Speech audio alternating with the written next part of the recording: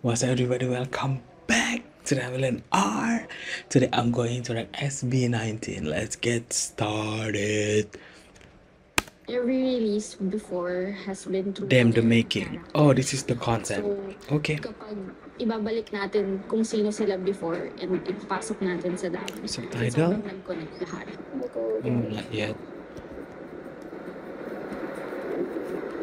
Dito siya. Ito yung statue. Oh, this is the tree. Basically, Dam is Pablo's dream. Literally, Pablo's dream. Ang taas ng pressure, lahat kami ganado to really perform. Gusto namin ng mahabang planning. They should Gusto upload namin this ng video pulidong planning and in part may one, time right? for the artistry to grow. And pinagbigyan tayo. And pinagbigyan talaga, sobrang grateful kami doon. And yung amount of creative freedom, natatranslate ko ng maayos in terms of the logos, in terms of the look, the colors. Kasi yung songwriting niya mismo na ilalatag niya sa akin. And sobrang na-appreciate namin yun as artists kasi we get to see the intention behind the music. Natatranslate namin dun sa visual that pinoproduce namin ngayon for them. Let's make sure everything connects, everything snaps in. So people would think and people would look back to everything that they have released before. And we have Alan, she as a director. Who's been working with Has them? been working with them since What? Since what? Actually, since the Still remember the first time trailer of Ikalawang Yugto. watch that It's always been video. Alanchi. So Alanchi, Carlo, it's been the same team. Bandera. That's why it feels like There are so many one of the challenges pa words. was sa creative direction part was the wardrobe. Kasi since it's medieval, it requires so much attention to detail. That's why Bandera also. good thing Bandera we in have Indonesia. the best of the best.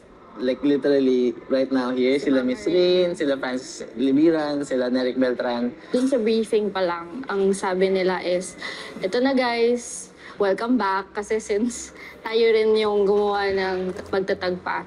So, parang sabi nila na this is the third chapter. We have to conduct an interview with them, like a discovery session with the members to really get to know what they want to tell. Yung seed, parang mahihigitan niya sa gitna. So, for example, umakit ka ng bundok, ang taas na narating mo. But how do you higitan yun? Tatanig ka. May puno. Kaya yun siya, di ba? Pero it's also a seed that you can plant and you can reach more heights. And at the same time, you're able to inspire people through that seed. Kasi parang naging Pablo is. So, parang ang initial nilang So brief smart. is, it's medieval. I mean, he and always then, sacrifice. has an One of idea. the challenges pa was it requires so much attention to detail. yun, okay? I really Ano lang want gusto nila to eh. see So Pablo it makes working with it Mariah. makes everything easy in terms of visually. It looks Kasi nagpo-provide sila ng gusto nila. Na-appreciate namin si Stel kasi actually sobrang laki na ng tinulong niya sa story. Yung character niya, kasi sabi niya, I would like to suggest na sana may dalawang character ako. You can see I have two personalities then, which is the good and bad still. So yung good, technically, siya yung nakakulong doon sa loob ng mirror. And yung bad, siya yung parang nag-uudyok doon sa mga tao na parang pumilit pumasok nung mga layers namin. Parang puntahan yung magic tree. Yung bad still yung nagsasabi sa tao na parang they really need to go inside para makita and makuha yung fruit nung tree na yun. Sa story natin sa dam, if kailangan nilang buhayin yung tree, hindi nila magagawa yun nang wala si Stel. Kailangan pakawalan ni Stel yung sarili niya Oo. para makatulong siya sa grupo. Yun yung halos naging main plot ng dam na music video. Oh, Tsaka yung in terms of pagtatag kasi 'di ba dugo din talaga ni Stel yung nakabuhay ng tree. Actually, siya yung nagtanim. Siya yung nagtanim. Oo, sa Ikalawang Yugto. Basically, ganun siya ka-vital in terms of the entire universe. Si Pao naman, yung contribution niya, bukod sa siya yung nagsulat ng song and all. Kumbaga, binigyan niya kami ng insight to ano ba talagang iniisip niya during na sinusulat niya yung song. So, yung sabi niya doon sa discovery session is, panaginip niya talaga yung dam. So, parang ang dream niya is nakatayo silang 5 sa isang dam. Parang dulo. Parang dulo, parang cliff, oo. So parang kaya sa music video, nilagyan namin siya ng parang cliff. Yung dam kasi may pinipigilan ka, di ba? Pinipigilan mo yung flow Look ng at the water. grading. Ang Love it Wolf so King. much. Napakadami niya ng digmaang nilabanan. And dumating sa point na napapagod na siya sa mga laban-laban, sa digmaan. So, parang nagpahinga siya sa kanyang lair kung saan namalagi siya for many, many years. The ability niya is shadows. So, he's able to control the shadows. And so, syempre, The hindi pa iba editing. sinaga ng araw kasi nga nandun na siya sa lair. Basically, Dam is Yes. Pablo's dream. Kasi panaginip niya talaga. Panaginip. And natutuwa kami na napapanaginipan na yung boys kasama siya sa panaginip. And Kaya kasama siya sa pangarap. Oo, kasama sa pangarap.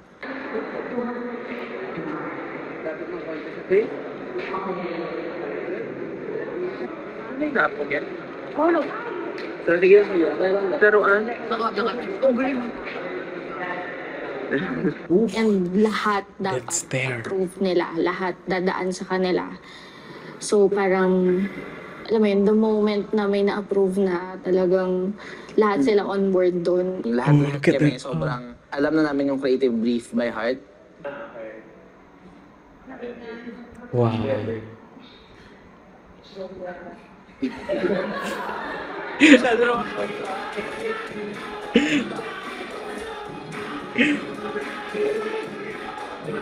During meetings, That's ang dami fun. na talagang Ang suggestion. dami niya. Siya yung pinakamadaming insight, suggestions, saka Tsaka, yun nga, siguro sa kanila lahat, siya yung pinaka may experience sa games tsaka sa mga medieval. Basically, kung di ba, pag naglalaro ka ng mga MMORPG, RPG, di ba, meron mga classes. Nandun ako sa class na parang assassin or thief. so gusto niya ng may power siya. Nagkataon din na may powers ako kasi sabi ko gusto ko na may powers ako. And for this time, I wanted to Oh. be lightning. That's oh my god. Matagal ko na kasi kung magkakaroon ako ng This powers, infinitely on yun another siguro yung level. lightning. It looks super cool. In so Ganun. many Pero, ways. and then nagdedicate din yung ibang parts ng katawan ko. Nag-feel na kami, in a way, and ako, dun sa mga nangyayari. Yan, ang ganda niya. Pero syempre, minsan kasama lang yun sa challenges ng buhay natin. Hindi tayo syempre papayag na mahina tayo. It's just a bad day, not a bad life. Nung dinidirect ko siya Period. kanina about sa isang post niya, sinabi ko lang yung certain, sabi ko mag-require din post ka from Dota. Alam niya na agad. So yun yung thing about Josh kasi ang dali niya pumasok doon sa role niya ngayon.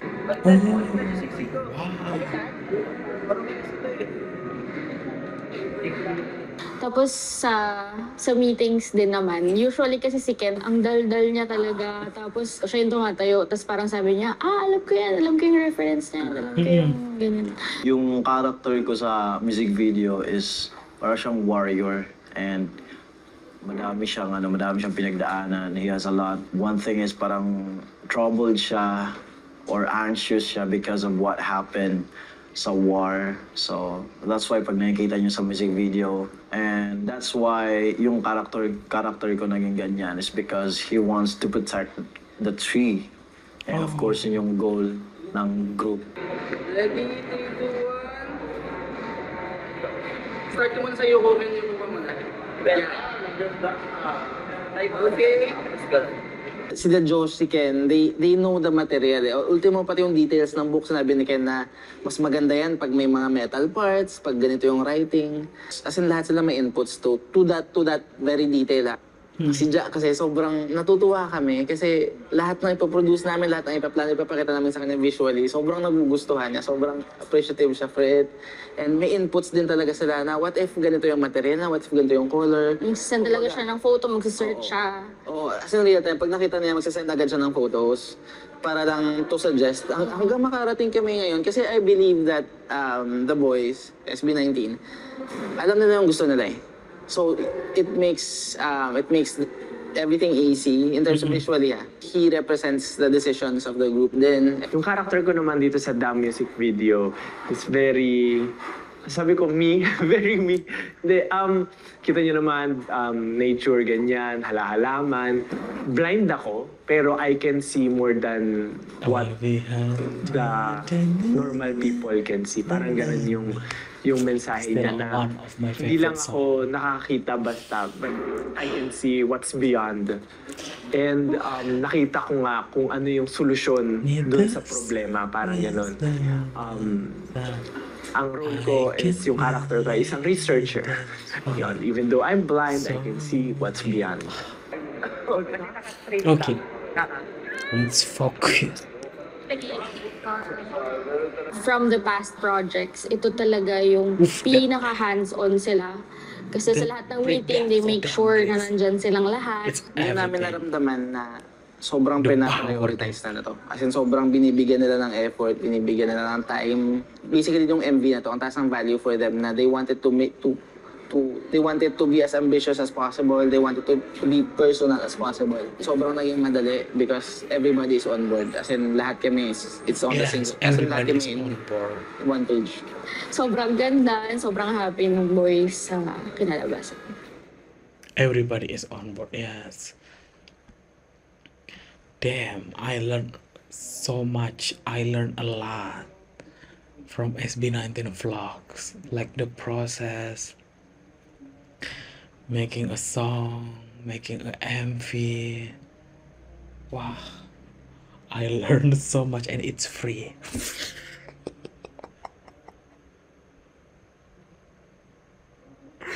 So thank you. Wow. One thing that I love the most about SB19 is their dedication, their effort. They, you can tell that they're really such a hardworking group. So yeah, they deserve this world, everything. Love them too much. This is the end of my reaction. Bye bye.